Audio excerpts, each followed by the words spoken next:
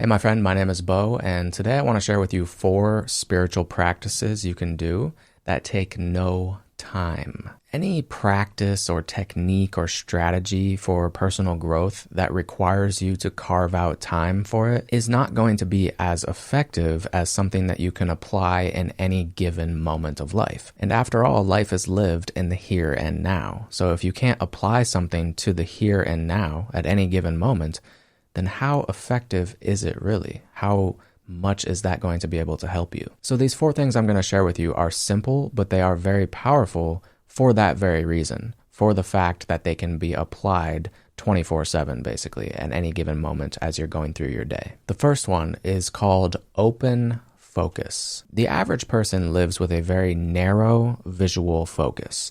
And just think about the fact that people spend so much time on their cell phone and their devices. If you think about it, looking at a phone, looking at a device, that by necessity narrows your focus, right? You're very focused in on this one thing, the screen. And this narrow focus puts our brain into a fearful, anxiety-driven state because if you think about it, it's a survival mechanism. When we were in the wild and we had to look out for the tiger or whatever in the woods that might kill us, we would have to narrow our focus in on the threat, right? That was how we stayed alive. We would ignore everything else. If we saw the tiger in the woods, we would ignore everything else and instantly our focus would narrow. So the narrowing of your focus puts your brain into that fearful state. And you might not be aware of this because sometimes it's a low level of tension in you and you might be so used to it that it's sort of like your normal state. So you might not realize how much tension and anxiety and fear you're holding within yourself because it's just become normal because you're so used to narrowing your focus. So the average person, when they go through their day, they have a narrow focus on pretty much everything. They're focused on what's that person doing? What's that thing over there? What do I need to do here or there? Or I need to do this or that. It's always a narrow type of focus, and that keeps the anxiety going within you. Now, the antidote to this is quite simple. It's just to do the opposite. Instead of having a narrow focus, open your focus. So you could practice this right now if you want. Look at something around you in the room, say a coffee cup on the table in front of you. So you could narrow your focus and just focus on the cup, right? But you could also open your focus and you could become simultaneously aware of the cup and everything else in the room around you. So it's sort of like using your peripheral vision. Instead of focused vision, it's peripheral vision. It's open, it's relaxed. So you're aware of everything in your environment all at once without focusing on any one particular thing. Your mind isn't pointing out something to pay attention to. It's just aware of everything all at once. And another way to get into this state easily without much effort is to look at water, like open ocean or a lake. Have you noticed that when you look at the ocean or a body of water that your mind goes into a relaxed state? The reason for that is because when you're looking at water, there's nothing in particular to focus on. It's just vastness, vast open space. So your mind goes into that open focus mode when you're looking at a body of water. That's why water tends to calm you and make you feel more at peace. But you don't have to look at a body of water to do this. You can do it in any moment of your life. You can relax your focus and just become aware of everything without focusing on anything in particular. Now, you may not want to do this when you're operating heavy machinery or doing something that requires your focused attention, but most of the time it's not really necessary for you to have this very narrow focus as you go through your day. Most of the time you can keep an open focus even as you're doing your daily activities and chores around the house and stuff. You can keep an open focus if you remember to. And just doing this for a couple minutes, you're going to notice how much calmer you feel on the inside. It's so simple, but so powerful and so effective. So I highly recommend you give it a try and make an effort to incorporate open focus in your life. Now, there is a book about this that goes way deeper than I just went. It's called The Open Focus Brain. I forget the author, but that's the title of the book, The Open Focus Brain. The second practice you can do is basically the opposite of open focus, which is deep concentration. So instead of being aware of everything all at once, try to be aware of only one thing at a time. Now, this can kind of be misinterpreted because it doesn't mean like, say you're focusing on your cell phone, you're on social media and you're scrolling. You're like, oh yeah, I'm concentrating, right? Like I'm concentrated on my phone and on social media. But no, you're not really concentrating. You might be looking at one thing, your phone, but you're also doing a million things on your phone. Like you're scrolling through 1,000 posts, right?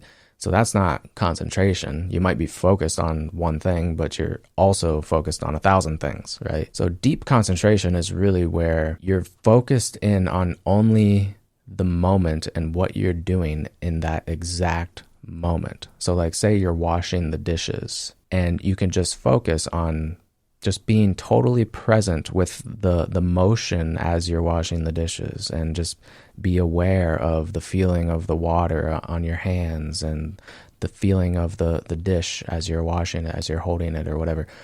You're just acutely aware of exactly what is happening in the present moment without a focus on the next moment. Now, this is sort of a more common approach to spiritual practice. A lot of spiritual teachings talk about, taming the mind and being able to concentrate and focus, and like focus on your breath when you're meditating, things like that. And so this should be a little more familiar to you. The third spiritual practice you can apply in any given moment of your life is simply gratitude. As you go through your day, you can simply stop, pause for a moment, and just say, thank you. Sometimes we might want reasons to feel grateful, like I'm grateful for this thing in my life, for this person in my life. But I think true gratitude is not dependent on anything. You're not really grateful for anything in particular. You're just grateful for your existence. And to get to that point where you can feel gratitude, you have to keep an open mind and see that all of life is serving you. If you don't see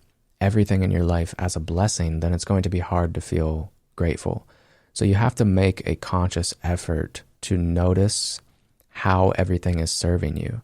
Even the most traumatic things that could happen to you, tragic events, can be the greatest catalysts for change. And there is nothing in life that you can't learn from, that you can't grow from, that can't make you better. There's nothing in life that you can't get some sense of purpose or meaning out of. It just takes a conscious effort and awareness of the fact that everything is for your ultimate benefit, regardless of how negative it might seem on the surface. I know in my own life that the most difficult times are often the things that have sparked the greatest change within me.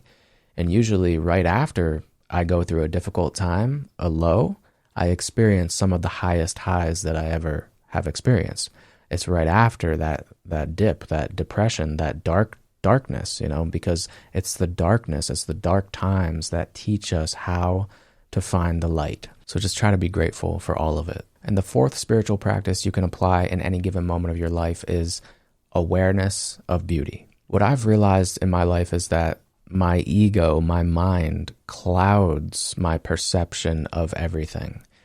And when I am able to quiet my mind and just be aware, calmly aware of what I'm looking at, you find that there's beauty in everything.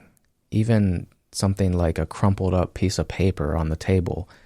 If you really notice it with a calm mind and a peaceful awareness, that crumpled up piece of paper is like the most beautiful, perfect sculpture. And it's hard to explain. It's something you have to experience, but a way you can help yourself experience more moments of beauty to help you become more aware of the beauty of everything around you. You might want to first just put beautiful things, like things you already consider beautiful, in your environment. Things like flowers, decorations, things that you find beautiful already. Put those around you in your environment so that you can become more aware of that. And that beauty will kind of spark a desire in your mind to become aware of more beauty. And eventually, if you have the intention to, you'll start to see that same beauty that you see in the flower, you'll see it in the crumpled up piece of paper. You'll see that everything has an innate beauty and perfection to it when you're not judging reality. See, that's the thing. That's what takes away all the beauty out of life, is judgment. When we judge something as good or bad, or we label it, or we perceive it through the lens of our past, that's what takes away the beauty of everything. Everything is beautiful when we're seeing it as if we're seeing it for the very first time. It's like seeing through the eyes of a child. And I pray that we can all come back to that awareness, come back to that innocent, childlike perception of life. Because young children often have it very good in life, because their mind has not yet been clouded by all the judgments and beliefs and stories and mental concepts and constructs. When you're willing to let go of these things, at least temporarily, that's what helps you experience moments of peace, beauty, love, and joy. You can call it what you want, but I call it the presence of God.